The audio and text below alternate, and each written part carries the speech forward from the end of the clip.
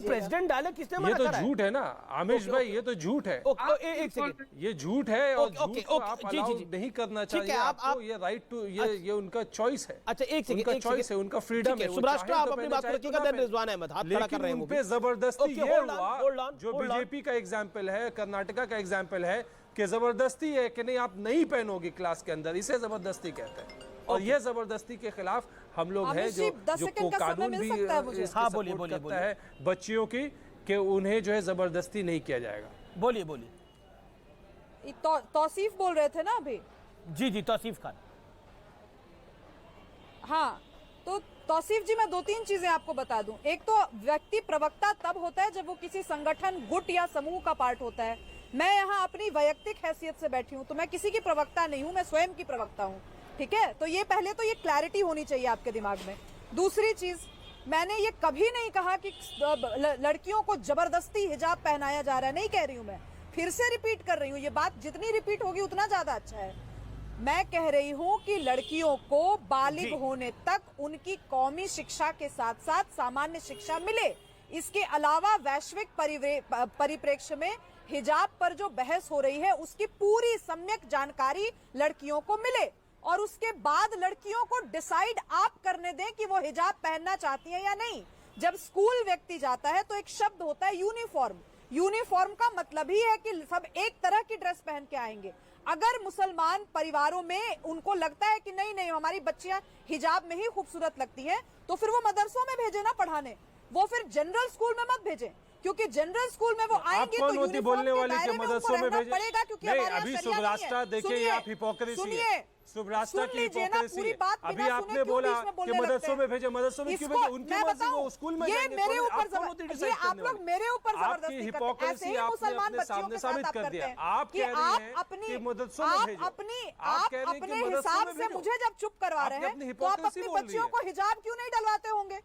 तो इससे मैं अब मैं हिपोक्रेट हूँ कि क्या, तो मैं सामने पता चल रहा है ना। आपके गाली दे देने से मैं हिपोक्रेट नहीं हो जाऊंगी। एक व्यक्ति आंटी बोल करके गया, मैं एक व्यक्ति आंटी बोल करके निकल गया डिबेट से, तो आप लोग तो ये क्या कर रहे हैं? आप लोग तो यही कर रहे हैं, महिलाएं अगर बोले तो वो हिपोक्रेट, महिलाएं बोले तो वो आंटी। यही तो है आप मुसलमान और मर्दों का चरित्र। किसी भी लड़कियों को उनका एज छुपाना उनका हक है। देखिए उनका मजाक मत बनाइए। नहीं, मैं 34 साल की हूँ, मैं 34 साल की हूँ, इस महीने 35 की हो जाऊंगी।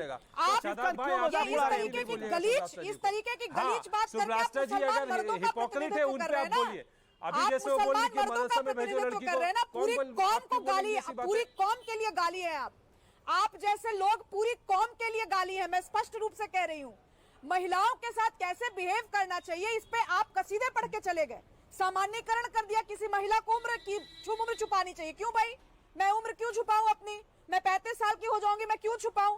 एक साल कमाया हुआ है मेरा शरीर पर, एक कमाई हुई है मेरी मेहनत का वो परचम है। आप होते कौन है बोलने वाले? ये आप लोग एजिस्ट, आप लोग के साथ समस्या क्या है ना, मूल मुद्दे पर आप लोगों की तैयारी नहीं होती है। तो आपको लगता है इस तरीके से अगर मैं महिलाओं को बोलूंगा तो महिलाएं बेचारी डिफेंसिव हो जाएंगी। महिलाओं को संदर्भ को देखिए, शादाब कौन सा 12वीं क्लास के बचपन से जबरदस्ती हिजाब पहनाया हो, वो इतना मुखर होकर के नहीं बोल सकते। मेरा निवेदन है एक सेकंड। रिजवान अहमद काफी देर से इंतजार कर रहे हैं, तारिक फतेह भी कुछ कहना चाहते हैं। रिजवान अहमद जी। अमित जी, अब बीच में फिर इनमें से कोई बोलने लगेगा। आज का आप जो डिबेट है ना, इसको अगर आप कंपाइल करें तो आज 3 या 4 बार सायदा ने बोला हिजाब चॉइस है, और 3 या 4 बार बोला कंपलसरी है। अगर कंपलसरी है तो चॉइस नहीं हो सकता, और चॉइस है तो कंपलसरी नहीं हो सकता। और आज ही के डिबेट में आप देख लीजिए, अगर कंपाइल करें तो दोनों बातें एक साथ बोली गई हैं। पहली चीज। दूसरी चीज, जिस तरह मुसलमान लड़कियां हिजाब पहनती हैं, मुसलमान लड़के बहुत से टोपी भी पहनते हैं, बहुत पहनते हैं। ये तौसीफ ने भाई नहीं पहने हैं, तारिक साहब नहीं पहने हैं, कोई बात नहीं, पर बहुत पहनता है। मदरसे में तो ड्रेस में आता है। आप मुस्लिम इलाकों में जाइए, कितने बच्चे आपको वहां टोपी पहने मिलेंगे। अब ये इन लोगों से पूछना है कि चॉइस के तहत अगर ये किसी दिन एकदम से इनके दिमाग में बुखार हो जाए और ये कहें कि भाई मुसलमान लड़का टाई पहनेगा, पैंट पहनेगा, शर्ट पहनेगा, लेकिन वो टाई के रंग की टोपी भी स्कूल में लगाएगा, तो उसको ये लोग क्या मैटर ऑफ चॉइस में मानेंगे, ड्रेस कोड का वायलेशन मानेंगे, राइट ऑफ एजुकेशन मानेंगे, क्या मानेंगे? क्योंकि वो भी कहेगा भाई हमारे यहां तो टोपी सब पहनते हैं, तो हम स्कूल में क्यों ना पहने? ठीक है, तब ये लोग क्या करेंगे? ठीक है, ठीक है, इंपॉर्टेंट पॉइंट है आपका। एक सेकंड, इंपॉर्टेंट पॉइंट है। तौसीफ खान, जवाब इस बात का 40 सेकंड आपके पास है। तौसीफ, देखिए जहां तक हेडगियर का बात है, हम जानते हैं स्कूल से लेके हर एक जगह पे एक सिख अपना पगड़ी पहनकर जाता है, उस पर कोई रोक टोक नहीं है, वो उनका एक हेडगियर का बात है। आज वो मुद्दा कंट्रोवर्सी में नहीं है, तो ये तो वही बात हो गया। आज जो मुद्दा कंट्रोवर्सी में नहीं है, आप उसमें कंट्रोवर्सी क्रिएट करना चाह रहे हैं।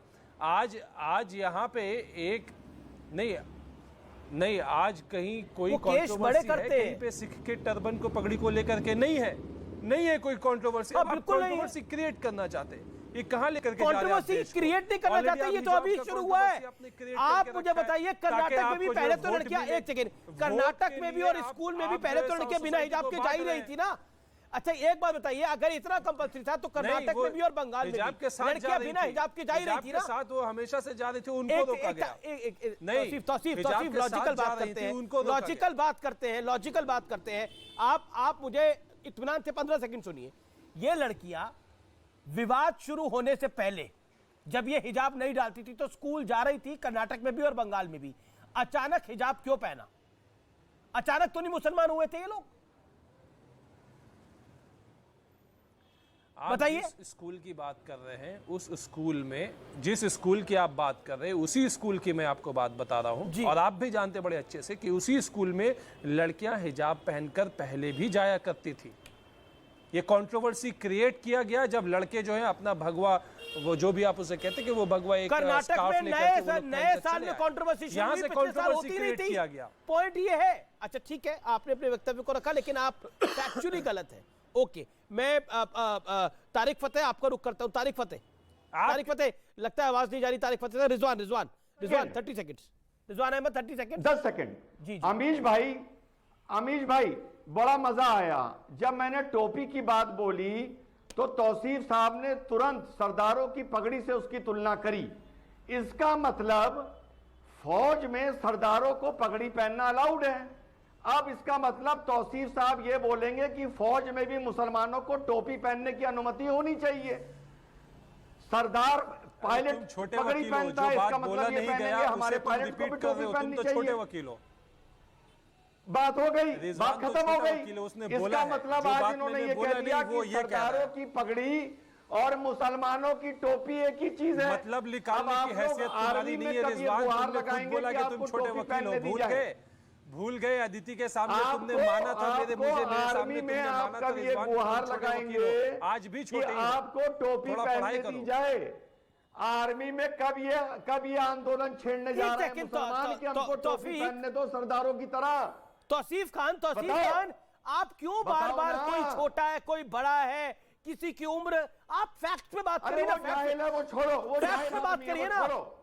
अमीश, वो छोड़ो, वो जाए ना, छोड़ो। बता दो अमीश जी, आप नहीं जानते। अरे मुद्दे का जवाब दो, मुद्दे का। आप नहीं जानते। अच्छा, आपकी 2 साल पहले कहीं चर्चा नहीं होगी, क्यों चर्चा पहले? आपने बहुत सही जवाब, आपने सही सवाल किया। ये बताओ तो अमीश जी, पर्सनल कमेंट्स क्यों ना अननेसेसरी किसी पर। ओके, आपने रख लिया। अमीश जी देखिए, अमीश जी देखिए, कुछ दिन पहले एक डिबेट में बैठे हुए थे रिजवान और मैं, और उन्होंने, रिजवान ने बोला मेरे सामने, माना कि वो छोटे वकील है, तो मैं उसी बात को आपको रिप्लाई कर रहा था। उस वक्त उन्होंने संविधान का गलत पाठ पढ़ा रहे थे, संविधान का वो गलत पाठ पढ़ा। एक सेकंड, आप एक सेकंड, मेरा निवेदन है, एक सेकंड, आर्मी की बात नहीं लेके आनी चाहिए बीच के अंदर। आर्मी जो है वो सैक्रोसेंट है। एक सेकंड, एक सेकंड, मेरे को जाने दीजिए आप शुभराष्ट्र। मेरा जो पॉइंट है, जिस पॉइंट के ऊपर मैं बार बार बात कर रहा हूं, वो ये है कि ईरान में एक बहुत बड़ा आंदोलन हो रहा है। वो कोई सड़क पर आम सामान्य लोग ऐसे नहीं आ जाते। वहां की फुटबॉल टीम ने फीफा वर्ल्ड कप में अपना राष्ट्रगान नहीं गाया है। ये सामान्य बात नहीं है ईरान जैसे इस्लामिक मुल्क के अंदर।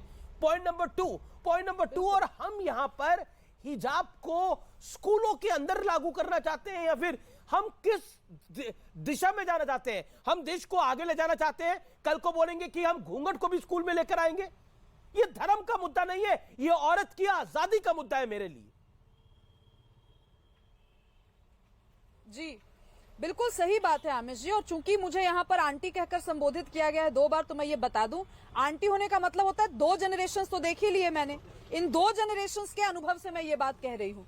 लड़कियों को जब तक आप पूरी तरह से शिक्षित करके चॉइस का मामला उनके हाथ में नहीं देंगे, तब तक ये सारी पढ़ाई, ये सारी जितना भी डिबेट्स करने, इसके कोई मायने नहीं रहते।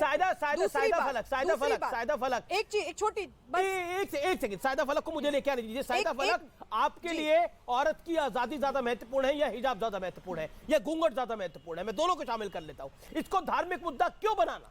अमिश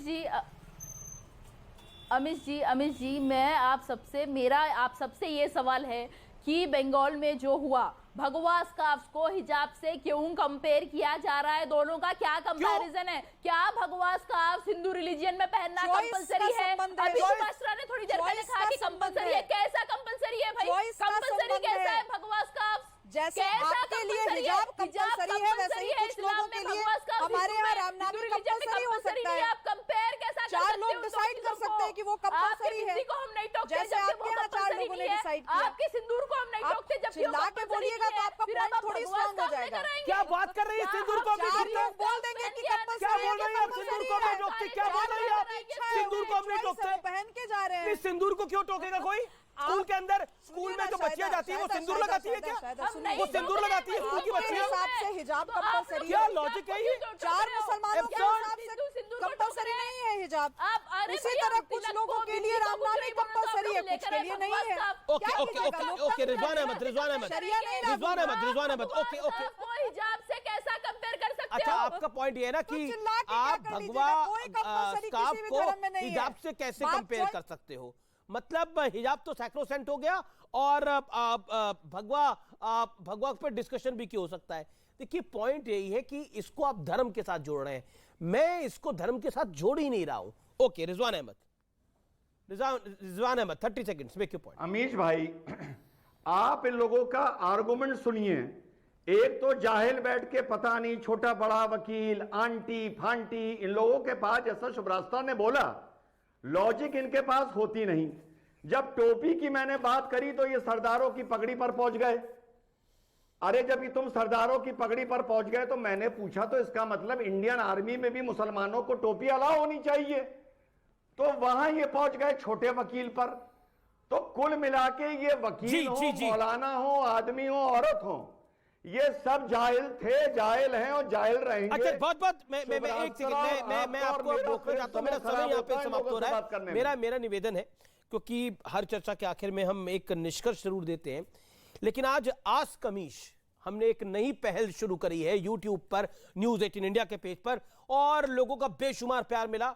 बड़े लोगों ने सवाल पूछे, लेकिन उन 3 सवालों को मैं ले रहा हूं जो सवाल मैं बता देता हूं। दीपांकर गौतम, पहला सवाल था इनका। पहला सवाल दूसरा ले लेते हैं। बीजेपी अपने प्रदेशों से हिंदू मंदिरों पर सरकारी नियंत्रण क्यों नहीं हटाती है? ये एक हैंडल ने सवाल पूछा। इसके अलावा अगला सवाल आज कमीश में आया, क्या लगता है मोदी जी को 2024 में कांग्रेस हटा सकती है? यह सवाल आया। दीपांकर गौतम सवाल पूछते हैं कि चुनाव में राजनीतिक दल अपने काम के जरिए कब जनता से वोट मांगेंगे? बहुत बेहतरीन सवाल था दीपांकर गौतम का ये। सोहेल रेड्डी, इनका सवाल यह आया, गुजरात और हिमाचल प्रदेश के चुनाव में कौन सी पार्टी जीतती दिख रही है? इन सब के जवाब मैंने आज कमीश में दिए और आगे भी देता रहूंगा, तो जरूर देखिए आज कमीश। अब यह देश नहीं झुकने देगा।